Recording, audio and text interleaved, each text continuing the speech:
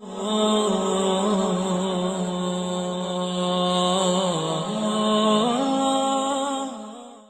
سے گزارش ہے کہ حدیثوں کو مکمل سنیے گا، کیونکہ یہ نیک کام آپ کے ساتھ آپ کی قبر میں جائے گا۔ ہم 2 یا 3 گھنٹے کی مووی دیکھ سکتے ہیں، کیا ہم صرف 10 منٹ اپنے اللہ اور نبی صلی اللہ علیہ وسلم کو نہیں دے سکتے؟ ہدایت القاری شرح صحیح البخاری جلد نمبر 1 حدیث نمبر 259۔ اس حدیث پر اپنی کوئی بھی رائے قائم کرنے سے پہلے اس کے آخر میں اس کے فوائد و مسائل ضرور سن لیجئے گا۔ شکریہ۔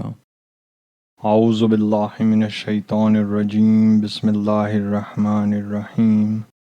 حضرت میمونہ رضی اللہ تعالیٰ عنہ سے روایت ہے، انہوں نے فرمایا، میں نے نبی صلی اللہ علیہ وسلم کے لیے غسل کا پانی رکھا تو آپ نے اپنے دائیں ہاتھ سے بائیں ہاتھ پر پانی ڈالا اور دونوں ہاتھوں کو دھویا، پھر آپ نے اپنی شرمگاہ کو دھویا، اس کے بعد آپ نے اپنا ہاتھ زمین پر رکھا اور اسے مٹی سے رگڑا اور دھویا، بعد ازاں آپ نے کلی کی اور ناک میں پانی چڑھایا، پھر چہرہ مبارک کو دھویا اور اپنے سر پر پانی بہایا، اس کے بعد آپ اس جگہ سے الگ ہوئے اور اپنے دونوں پاؤں دھوئے، پھر آپ کو ایک رومال پیش کیا گیا لیکن آپ نے اس سے اپنا بدن صاف نہیں فرمایا۔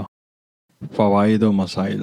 امام بخاری رحمۃ اللہ نے مذکورہ بالا باب کیوں قائم کیا، اس کے متعلق علماء کی 2 رائے ہیں۔ امام بخاری رحمۃ اللہ مضمضہ اور استنشاق کا الگ باب قائم کر کے غسل میں اس کا وجود ثابت کرنا چاہتے ہیں۔ علامہ عینی نے اس کا ذکر کیا ہے۔ امام بخاری رحمۃ اللہ کا مقصد مضمضہ اور استنشاق کا عدم وجوب ثابت کرنا ہے۔ اس کے قائل ابن بطال ہیں اور حافظ حجر رحمۃ اللہ کا رجحان بھی اسی طرف ہے۔ مضمضہ اور استنشاق غسل میں واجب ہیں یا سنت؟ احناف اور حنابلہ کہتے ہیں کہ جب مالکیہ اور شوافع اسے سنت قرار دیتے ہیں، امام بخاری رحمۃ اللہ کے ترجمہ الباب سے یہ معلوم ہوتا ہے غالباً وہ یہ ثابت کرنا چاہتے ہیں کہ غسل سے پہلے اگر وضو نہ کیا جائے کیونکہ اسے وجوب کا درجہ حاصل نہیں، صرف سنت ہی ہے، تو غسل سے پہلے مضمضہ کلی کرنے اور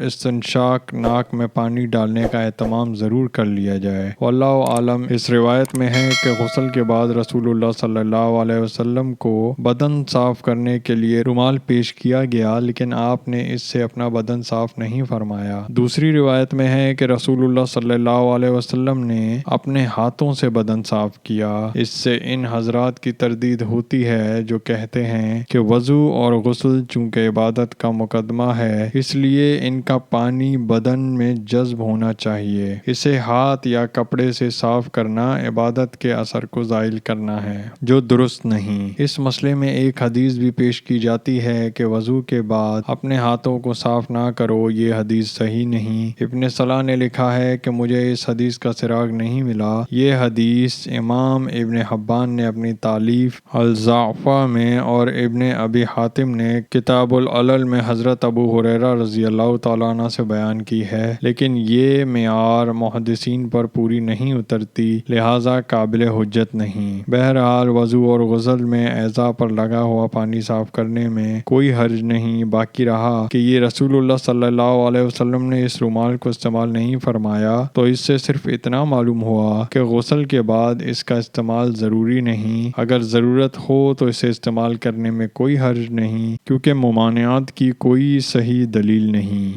آئیے سب مل کر آپ صلی اللہ علیہ وسلم پر درود و سلام بھیجتے ہیں۔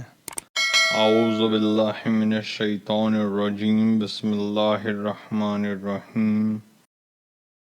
اللہم صلی علی محمد وعلی آل محمد کما صلیت علی ابراہیم وعلی آل ابراہیم انک حمید مجید۔ اللہم بارک علی محمد وعلی آل محمد کما بارکت علی ابراہیم وعلی آل ابراہیم انک حمید مجید۔ آئیے سب مل کر اللہ کی تعریف کرتے ہیں۔ سبحان اللہ والحمد للہ ولا الہ الا اللہ واللہ اکبر۔ آئیے اللہ سے مغفرت، رحم اور رزق مانگتے ہیں۔ اللہم اغفر لی، اللہم ارحمنی، اللہم ارزقنی۔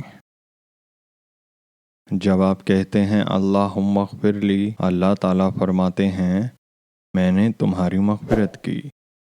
جب آپ کہتے ہیں اللہم ارحمنی تو اللہ تعالیٰ فرماتے ہیں میں نے تم پر رحم کیا۔